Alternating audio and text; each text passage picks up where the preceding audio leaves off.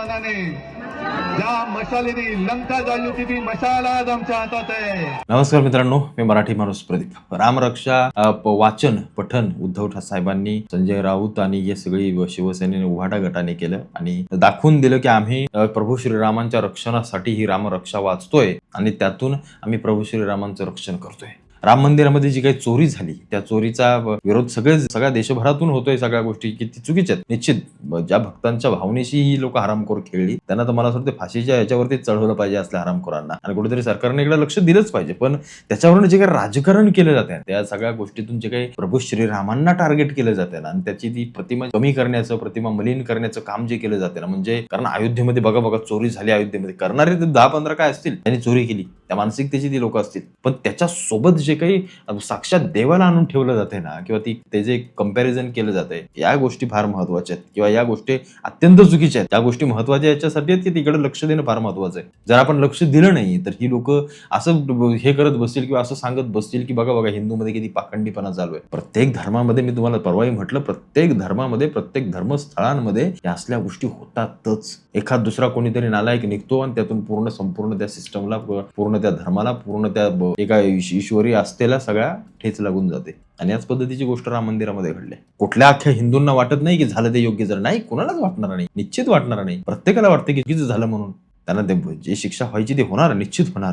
पण इकडे उद्धव ठाकरे जी रामरक्षा वाचतायत तेच उद्धव ठाकरे एक वेळ अशी होती ज्या वेळेला म्हणत होते की मी जय श्रीराम म्हणणे याला मी हरामखोरपणा म्हणतो. हरामखोरपणा आहे, होय हरामखोरपणा मी म्हणतोय. जरा ते जय श्रीराम म्हणतात ना, आम्ही त्यांना हरामखोरपणा म्हणतो. जे उद्धव ठाकरे भाजप सोबत होते तोपर्यंत त्यांच्यामध्ये जे काही त्यांच्या नसानसामध्ये जे काही हिंदुत्व भरलं होतं ते काँग्रेस सोबत गेल्यानंतर पूर्णपणे निघून गेलं. पूर्णपणे ते शरीरातून बाहेरच पडून गेलं. त्यांना हिंदुत्व म्हणजे अगदी हेच वाटू लागलंय. मग तुम्ही जेव्हा जय श्रीराम म्हणता त्याला तुम्ही जेव्हा हरामखोरपणा म्हणता तेव्हा ह्या रामरक्षा जे काही मंत्र म्हणलं त्याला नक्की काय म्हणताय तुम्ही? काय तुम्हाला नक्की संबोधायचं आहे किंवा काय लोकांनी त्याच्याविषयी म्हणायचं? एका ठिकाणी तुम्ही जय श्रीराम या गोष्टीला हरामखोरपणा म्हणता आणि एकीकडे तुम्ही रामरक्षा वाचून कोणत्या राजकीय गोष्टीचं स्टंटबाजी करताय? आज कोणाला चांगलं वाटत नाहीये. आज उद्धव ठाकरेंची, बाळासाहेबांची शिवसेना तुम्ही म्हणताय ना माझ्याकडे आहे, मग ती शिवसेना काँग्रेस सोबत जाऊन बसणं कोणाला चांगलं वाटत नाहीये. प्रत्येक जण याच्यावरती टीका करतोय. जो बाळासाहेबांचा शिवसैनिक होता, जो बाळासाहेबांच्या विचारांवरती चालणारा होता, आज तुमच्या बरोबर जोडलेली सगळी लोक ही काँग्रेसी लोक असतील, डाव्या विचारसरणीची लोक आहेत जी त्यावेळेला बाळासाहेबांच्या विरोधात होती, आज जी तुमच्या सोबत आहेत. बाकीचं सोडा,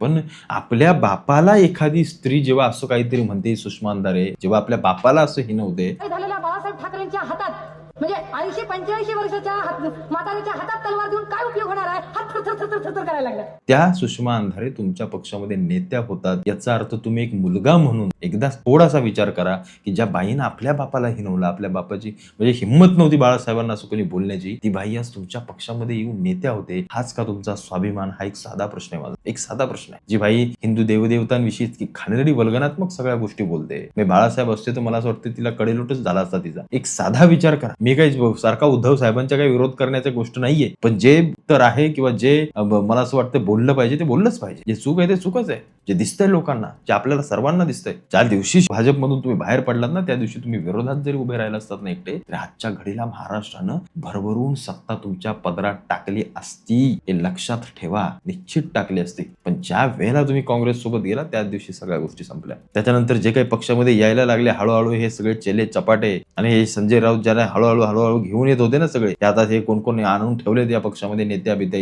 सुषमा अंधारे, या सगळ्या गोष्टी या तुम्हाला चालतात? म्हणजे मला कधी ते ऐकताना माझ्या अंगावरती काटा जातो. त्या चालतात तुम्हाला? खरोखर चालतात? बाळासाहेबांची भाषणं काढून बघा, काय होती भाषणं, काय तो हिंदुत्वाचा अंगार होता, काय लोकांना सांगण्याची त्यांची एक लकब होती, कला होती, हिंदुत्वाविषयी काय तळमळ होती. त्यांना नाही वाटलं असल्या गोष्टी कधी कराव्या, त्यांनाही सत्य द्यायचं असतं तेही काँग्रेस सोबत गेले असते. त्यावेळेला तर खूप मोठा चान्स होता त्यांना, पण नाही केलं. हिंदुत्वाशी तडजोड कधी केली नाही. पण आज तुम्ही ज्या पद्धतीचं राजकारण करताय ना ते राजकारण योग्य नाहीये. एकीकडे तुम्ही हरामखोरपणा जय श्रीरामला म्हणता, जय श्रीराम म्हणण्याला, आणि इकडे येऊन तुम्ही रामरक्षा मंत्र वाचून दाखवताय. काय नक्की चाललंय राजकारण? काहीतरी स्टंटबाजी करायची नुसती, काहीतरी नको असल्या गोष्टी मध्ये अडकून पडायचं किंवा अडकून राहायचं. याच्यात नुकसान उद्धव ठाकरेंचे बाकी कुणाचं नाहीये. आणि जे काही संजय राऊत करतायत ना नुकसान, हे नुकसान तात्पुरतं नाहीये, भविष्यातलं फार मोठं नुकसान आहे उद्धव ठाकरेंच्या पक्षासाठी, किंबहुना ठाकरे या नावासाठी. जो ठाकरे हे नाव जो ब्रँड बनवण्यासाठी बाळासाहेबांनी अख्खी हयात घालवली आपली, अख्खी हयात प्रबोधनकारांनी आपली अख्खी हयात घालवली. आणि आज आज काय चाललंय ठाकरेंच्या इथे? हिंदू विरोधी सगळ्या गोष्टी. म्हणजे जी शिवसेना विचारांवरती ज्या उभी राहिली, ज्या शिवसेनेने विचार हिंदुत्वाचे या देशभर पोहोचवले, ती शिवसेना किंवा त्या पक्षाची विचारधारा